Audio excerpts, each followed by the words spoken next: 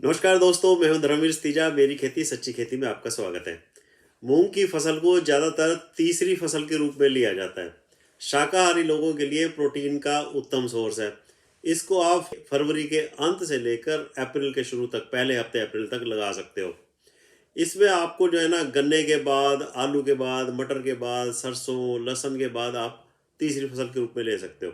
इस साल सरसों की फसल बहुत ज़्यादा लगी है। सरसों के बाद मूंग एक अच्छा विकल्प है। लहसुन के बाद आप अगर इसको लगाना चाहते हो तो लहसुन को उखाड़ते समय अगर नमी ठीक है तो आप उखाड़ने से पहले ही आप जिस क्यारे को आपने सोचा है आज एक दिन में उखाड़ लेंगे, उसी में डाल दो। तो ये उसके थोड़ी सी नमी चाहिए होती है, तो ये उग जाएगा उसी में ही। आपका समय बचेगा, हल चलाने की वो बच जाएगी। ये अंकुरित होकर जड़ पकड़ लेगा। ऐसा मैंने 2-3 साल पहले किया है, लगातार किया है। इस समय मूंग उड़द लगाना जो है ना, एक कमाई का अच्छा साधन हो सकता है। कुछ किसान गन्ने में अप्रैल में या मार्च की सोइंग में इसको उड़द को बीच में डाल देते हैं। लेट से लेट जो है ना, आप 10 अप्रैल तक मूंग को लगा देना चाहिए। जो कम समय वाली वैरायटी है वो 65-70 दिन लेगी, और जो वैरायटीज़ हैं वो 75 से 80 दिन भी ले सकते हैं। और जो प्री मानसून की बारिशें होती हैं उनसे हमने इसको बचाना है। अगर मोटी कमाई करनी है तो ऐसे प्लान करना पड़ेगा भाई, बारिशों से पहले ही फसल हमारी तैयार होके आ जाए। इस साल मूंग का मिनिमम सपोर्ट प्राइस है ना जो, वो 7,275 रुपये प्रति क्विंटल है, और उड़द का 6,300 रुपये प्रति क्विंटल। अच्छा रेट है। मैं तो मूंग को एक चमत्कारी फसल कहता हूँ। पिछले साल 5 क्विंटल प्रति एकड़ से ऊपर की पैदावार हुई थी, और इस साल मैं जो है ना शिखा वैरायटी लगा रहा हूँ। नेशनल सीड कारपोरेशन से लाया हूँ। 12 किलो बीज प्रति एकड़ काफ़ी है। अगर आप SML 668 लगा रहे हो, मोटा बीज होता है, तो 15 किलो काफ़ी है। ये शिखा आप देख रहे हो, इसका तो 12 किलो बीज काफ़ी है। फसल कटाई के बाद मूंग के पत्ते, तना, जड़ अगली फसल में भी न्यूट्रिएंट्स का पोषण करते हैं, फ़ायदा होता है। आज की वीडियो में मैं मूंग की मेन वैरायटीज़ उड़द की भी बताऊंगा, बीज उपचार के बारे में बताऊंगा। कई बार हमें क्या होता है, फंजीसाइड, इंसेक्टिसाइड और राइजोबियम को एक साथ बीज उपचार करना होता है, उसकी टेक्निक के बारे में बात करेंगे। कितनी खाद चाहिए, सिंचाई के बारे में बात करेंगे, और खरपतवार नाशक प्री एमरजेंस और पोस्ट एमरजेंस, वो उगने के बाद भी जो है वो, उसके बारे में विस्तार से चर्चा करूँगा। अब बिजाई समय खाद की बात करूं तो 15 किलो यूरिया काफ़ी है प्रति एकड़। DAP 20 किलो ज़रूरी है, और 3 किलो सल्फर काफ़ी है। अगर आप सिंगल सुपर फास्फेट यूज़ कर रहे हो तो DAP ना डालो, और सल्फर को भी आधा कर दो। सिंगल सुपर फास्फेट का एक बैग काफ़ी है प्रति एकड़ के लिए। वैरायटीज़ की बात करूं तो मूंग की मेन वैरायटीज़ हैं MS 421, बहुत प्रचलित है, बहुत बढ़िया वैरायटी है। फिर है पूसा विशाल, SML 668।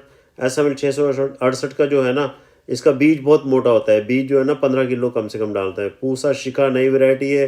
पूसा विराट बिल्कुल नई है। 2 नई वैरायटी चाहिए। एक तीसरी variety HI Haryana agriculture university ने निकाली है, MH 1142। इसकी भी कम से कम 12 क्विंटल प्रति हेक्टेयर की पैदावार है।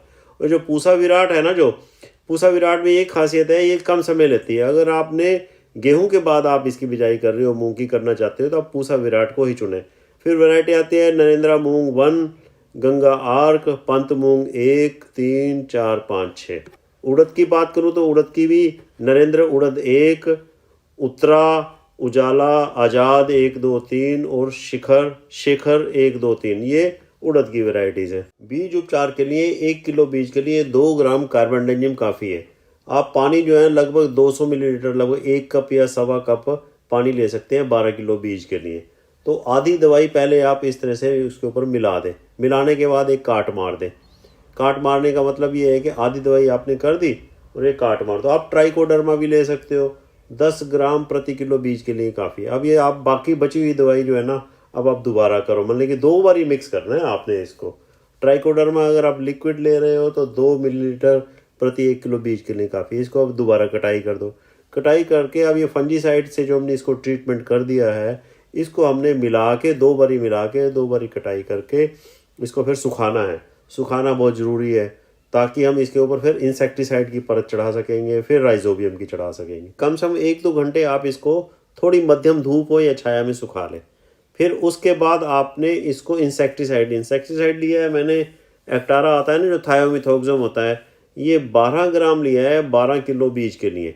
इसको पानी में घोल कर फिर इसको सीड ट्रीटमेंट करना है। थायोमिथोक्सम जो इंसेक्टिसाइड है, उसको भी पानी में घोल के आधी दवाई जो हमने थोड़ा थोड़ा ऊपर डाल देना है, ताकि ये नीचे ना जाए।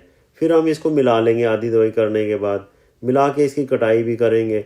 मेन मकसद ये है कि भाई हर एक तरह से अच्छी तरह से मिक्स हो जाए। और फंजीसाइड वाला तो सूख गया था, अब हम इसके ऊपर ये अब कटाई कर रहे हैं। कटाई करने के बाद अब ये जो आधी दवाई फिर जो बची हुई है, ये आधी दवाई इसको हम पूरा अब ये डाल रहे हैं। थोड़ा थोड़ा डालने का मकसद है कि यूनिफॉर्म मिक्सिंग बहुत अच्छी तरह से होनी चाहिए। इसको फिर सुखा लिया हमने, 1-2 घंटे सुखा लिया, मतलब 2 बार ही सुखाया। अब ये हमने राइजोबियम लिया है, चीनी दिखा रहा है। आप गुड़ हो तो गुड़ ज़्यादा बेटर रहता है, मेरे पास चीनी पड़ी थी। चीनी या गुड़ इसका भोजन होता है। जो राइजोबियम कल्चर होता है, जीवाणु होते हैं, ये मल्टीप्लाई होते हैं, ये 1 के 1000, 1000 के लाख करोड़ बन जाएंगे। इससे क्या होगा, जो हवा जो है वो जड़ों में गांठें बनेंगी, हवा से नाइट्रोजन फिक्स हो जाएगी, नाइट्रोजन इस फसल को भी मिलेगी, अगली फसल को भी मिलेगी। यूनिफॉर्म मिक्सिंग करनी है, इसको मिक्स करके छाया में सुखा कर फिर इसकी बिजाई कर देंगे। सिंचाई की बात करूं तो पहली सिंचाई बिजाई के 20 से 25 दिन बाद, और दूसरी जब फूल आ रहे हो बहुत ज़रूरी है।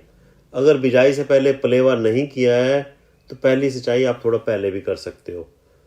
बिजाई समय नमी ठीक ठाक होनी चाहिए। अगर नमी काफ़ी ज़्यादा है तो बिजाई के बाद आप तुरंत शाम को 1.25 लीटर पेंडिमेथ्रिन का 200 लीटर पानी में प्रति एकड़ के हिसाब से स्प्रे कर सकते हो।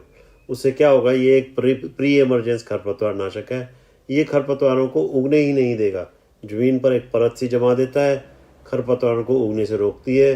खरपतवारों के सीडलिंग जो है ना बहुत छोटे होते हैं, नाजुक होते हैं, बीज ही बहुत छोटे होते हैं।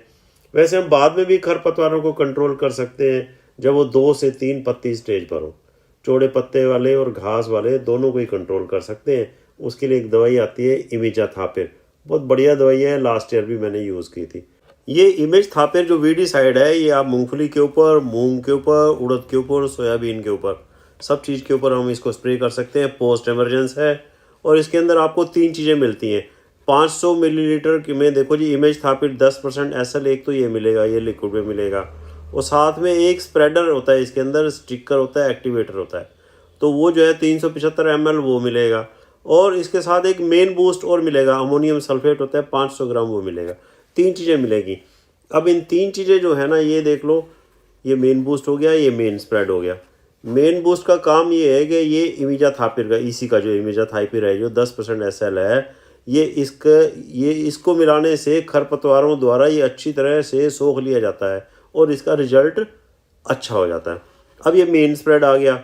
मेन स्प्रेड जो है ये स्टिकर है एक, और एक्टिवेटर है, स्प्रेडर है, एफिकेसी को बढ़ा देगा। इसको प्रयोग का ये तरीका है कि ये जो इमिजाथापिर आपने लिया है, इसको ये जो मेन बूस्ट है और ये स्प्रेड एक्टिवेटर है, तीनों को एक साथ ही मिलाना है, घोलते रहना है, हिलाते रहना है जब तक मिल जाए। मान लो आधा लीटर ये है, 375 ml ये है और आधा किलो ये है, लगभग 1 किलो तो ये आएगा। आधा किलो के आपने अगर 8 डब्बे बनाने हैं, 8 टंकियाँ करनी है, तो 2 तो ये हो जाएंगी। अब 6 डब्बे और पानी डाल दो। तो इसको आपने स्प्रे कब करना है, जब ये वीड स्टेज है ना, जो इसमें दिखा भी रखा है, ये वीड स्टेज है, 2 से 3 पत्ती स्टेज पर, ये इस स्टेज पर आपने इसको स्प्रे कर देना है, तो उससे जो है ये मर जाएंगे। आपको मेरी ये वीडियो पसंद आती हो, मेरा ये प्रयास सार्थक नज़र आ रहा हो, तो इसको लाइक करो, शेयर करो, सब्सक्राइब करो। Thank you ji.